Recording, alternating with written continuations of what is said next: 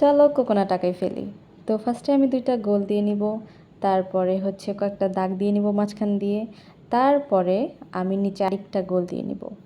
তো এখানে আমি 2টা কোকোনাট আঁকাবো, একটা হচ্ছে ভাঙা আর একটা হচ্ছে পোড়াটা। আর কোকোনাটটা আমি হচ্ছে ব্রাউন কালার দিব, কারণ কোকোনাট ব্রাউন কালারই হয়।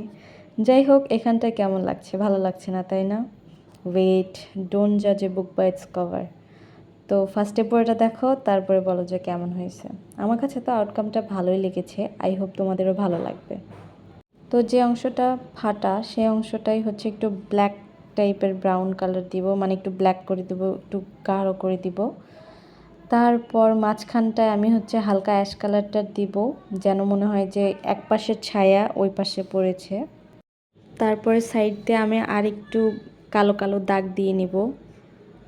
বুঝতেই পারছো যে কোকোনাট কেমন হয়। তো সেম তো আমি পারবো না, জাস্ট আমি একটু ট্রাই করছিলাম যে একটু যেন ভালো লাগে। তো আমার কাজ শেষ, কেমন লাগলো অবশ্যই জানাবা, আর ভিডিওটা ভালো লাগলে ফলো দিয়ে পাশে থাকবা। সো আল্লাহ হাফেজ।